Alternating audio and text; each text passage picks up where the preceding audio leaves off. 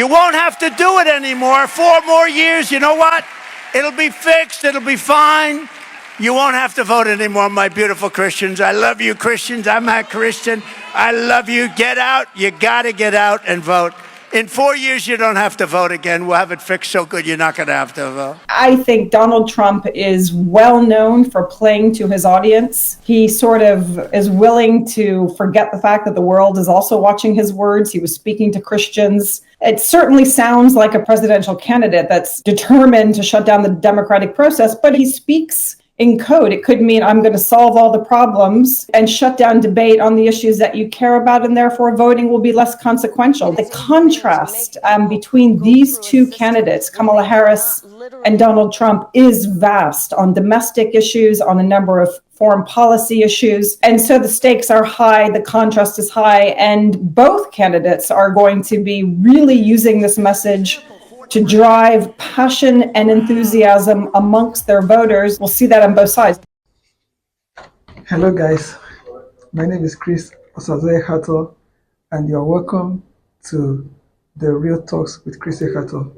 Recently, I saw a video made by Donald Trump, alright, where he was talking about the need for Christians to vote for him. I want you to watch this video. It will be showing right here. Watch this video. And again, Christians, get out and vote just this time. You won't have to do it anymore. 4 more years, you know what? It'll be fixed. It'll be fine. You won't have to vote anymore, my beautiful Christians. I love you, Christians. I'm a Christian. I love you. Get out. You got to get out and vote. In 4 years, you don't have to vote again. We'll have it fixed so good you're not going to have to vote. Wow, I love that. Now listen, let me read to you what he said. He said, and again, Christians, get out and vote. Just this time. You wouldn't have to do it again. 4 more years. You know what? It will be fixed. It will be fine. You wouldn't have to vote anymore. My beautiful Christians, I love you, Christians. I am not a Christian. That was what got my attention. I am not a Christian. I love you. Get out. You've got to get out and vote. In 4 years, you wouldn't have to vote again. I will fit it so good. You don't have to vote again. That is Donald Trump. Possibly he will win the election and become once again the president of the greatest nation currently in the 21st century. Because he wants the vote of Christians. As a typical politician, all they want from you as a Christian, as a voter, is just your vote. He said, I am not a Christian. He said, I love you so much. If you love Christians, why don't you become a Christian? Why is it that you need Christians to vote for you for a re-election, and you are telling them that if they vote for you, you would fix the country and they don't have to vote anymore? Meaning what? That Christians don't vote? Amazing. And again, Christians, get out and vote. Vote for who? Vote for him. He said, just this time, you wouldn't have to do it again. 4 more years, you know what? It would be fixed and it would be fine. You wouldn't have to vote anymore, my beautiful Christians. That's amazing. That video was crazy.